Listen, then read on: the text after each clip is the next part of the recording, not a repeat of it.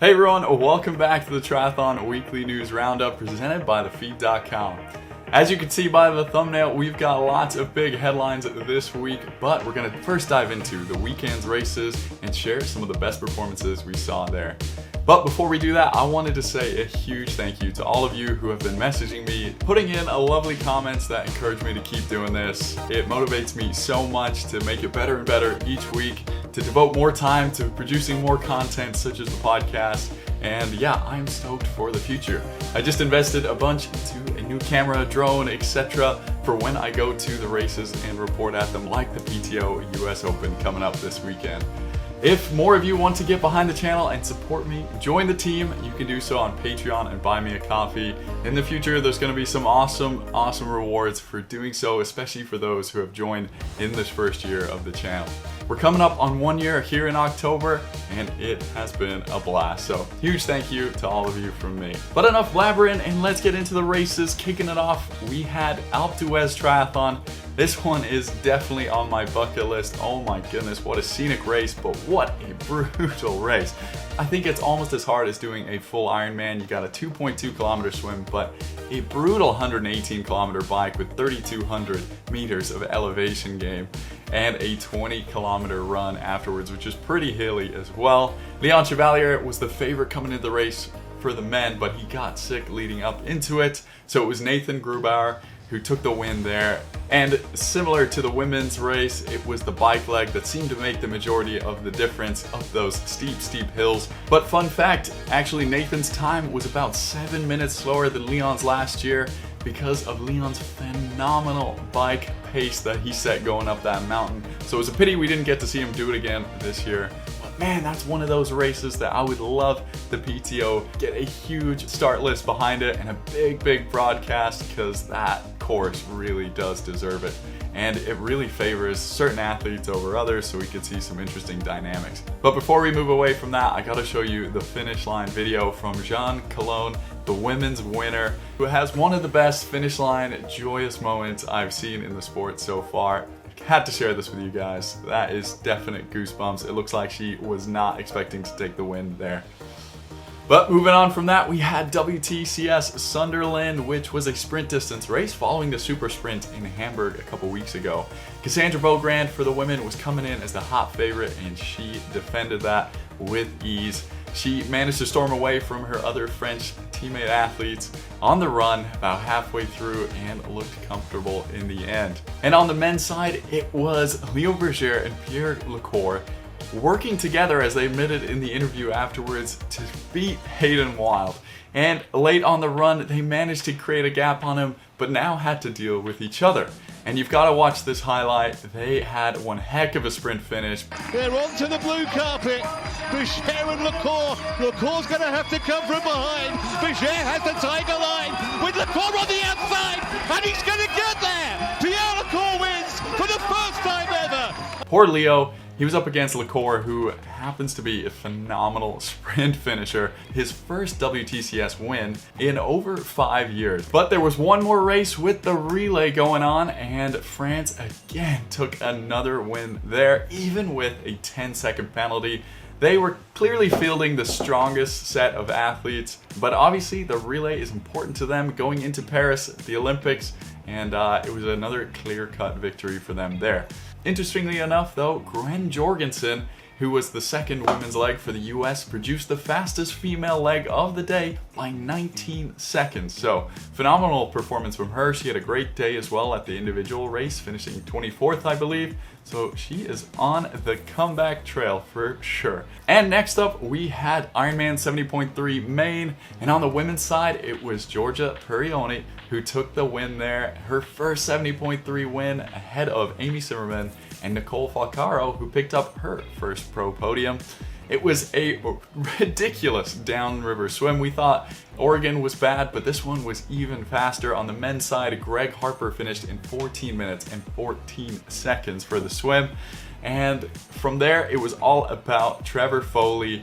He was clearly taking a page out of Lionel's work last weekend and just bombed the bike course, getting a ridiculous gap on everyone else, meaning his run could be pretty comfortable, he said, after the 10K mark. And yeah, took home a very impressive second career win for him, which got him quite a few PTO points, moving him up to the top 25.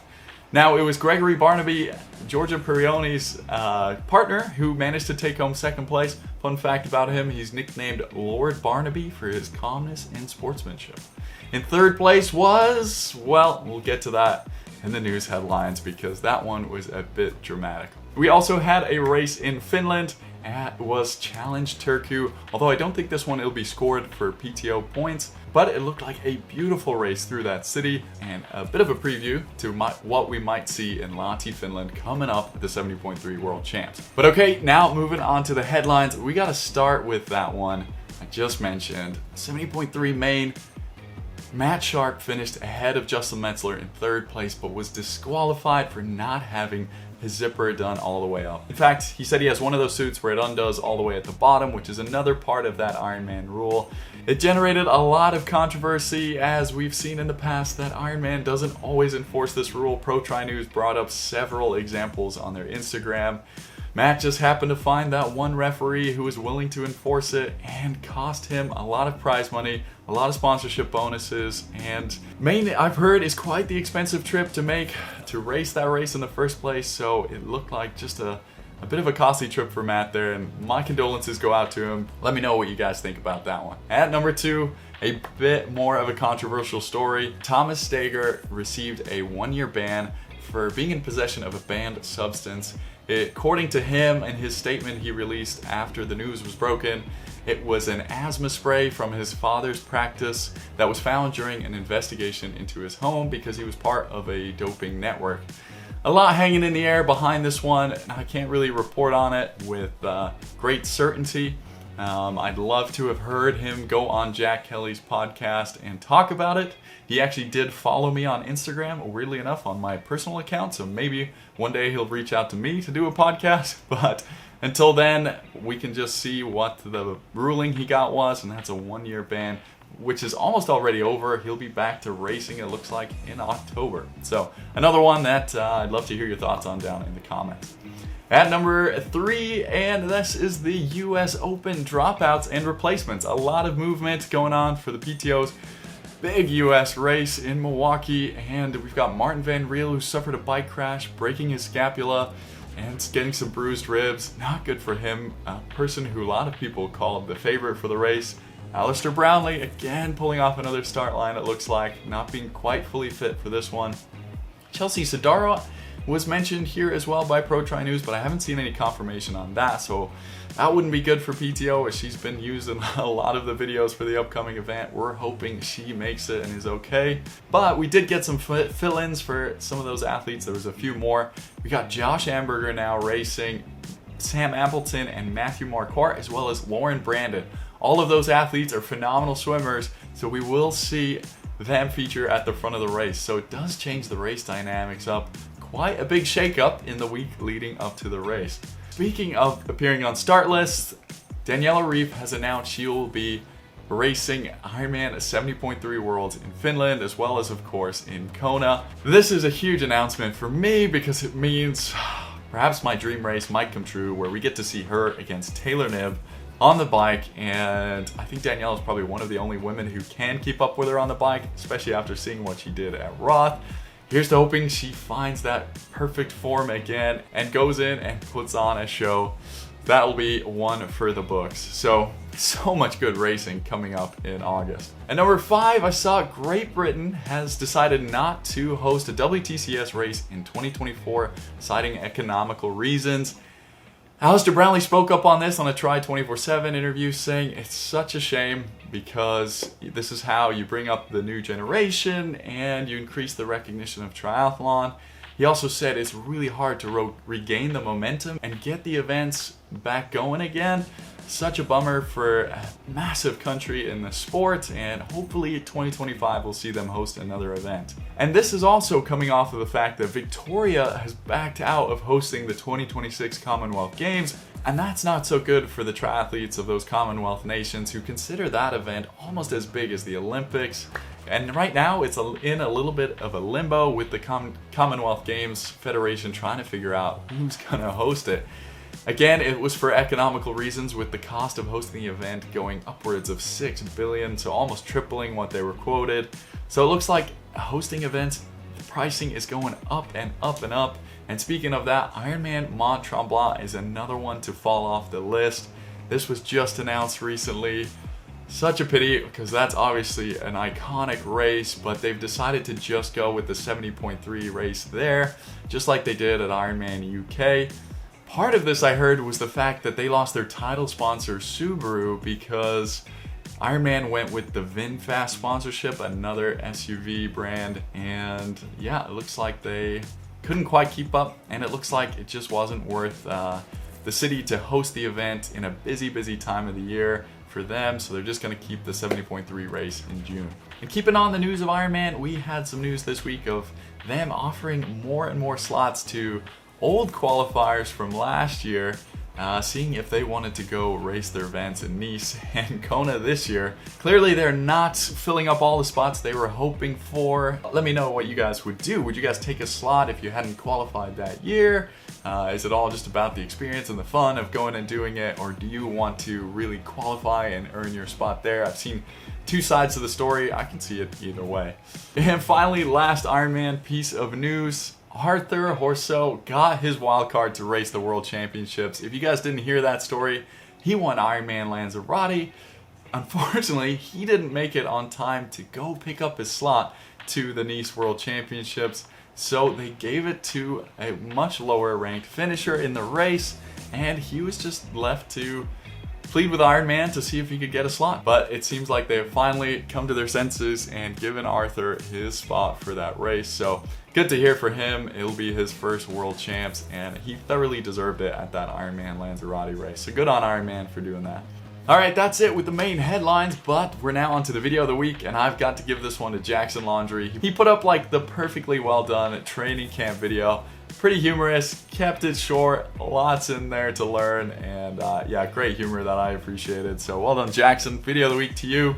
Article of the week goes to Triathlon Insights and his breakdown of the top contenders for the PTO US Open. If you haven't stumbled across the Instagram yet of Triathlon Insights, it's full of great knowledge, and yeah, he does a great job. He's done this before. I just wanted to share it with you guys. You can get a full in-depth preview of the race through him, or you could listen to my new podcast, which the first episode came out last week, and it's called Before the Gun. That's what we're going with right now. But yeah, we'll be previewing all the races each week, hopefully coming out on a Thursday. I think you'll enjoy it. We're gonna have new segments on there every week, and it's with my co-host Brent Denna, who's a bunch of fun, and he gives me a new perspective, and I speak a lot more candidly and don't read a script off of my screen. So I think you'll enjoy it.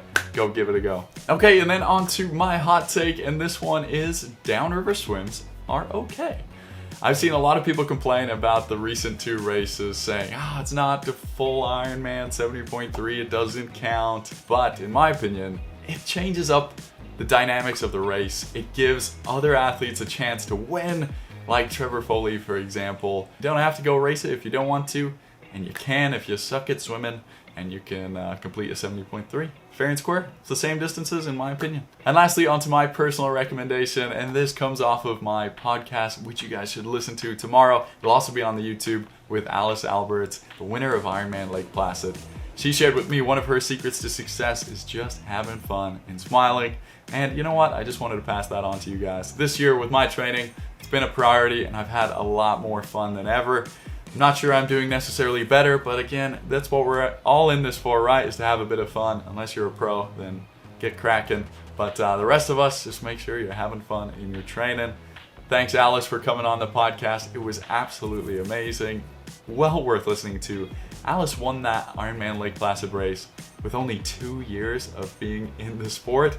So lots of good nuggets hidden in that episode. And with that said, that's it for this week. I'm off to the PTO US Open, like I said, in Milwaukee on Thursday. For those of you that will be there in Milwaukee, I'll be at the Ryzen tent on Friday from probably about 10 to noon for a meetup. So make sure you guys join us there. They've always got great coffee, and they're good friends of the channel. So I'd love to see lots of you out there. I'm also racing on Saturday, so wish me luck because preparation has been terrible. You can follow me on Strava to see how out of shape I am.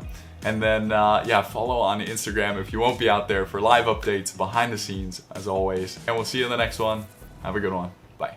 Thank you for watching the video. If you're new around here, then don't forget to subscribe. This channel is all about helping triathlon become a huge sport through weekly news videos, highlights, motivational videos, race reporting, and anything else you can think of, with a splash of my own triathlon journey thrown in. The goal is for this to become the YouTube hub for everything professional triathlon, and I would love to do it full time to give back to you and create an amazing community. To help me do that, I need you to get behind me by supporting me for the price of a gel on either Patreon or Buy Me a Coffee. You can also join in on the conversation on Discord and follow me on Instagram. The more support, the more content. And don't forget, it's simple. Try every day. We'll see you in the next one.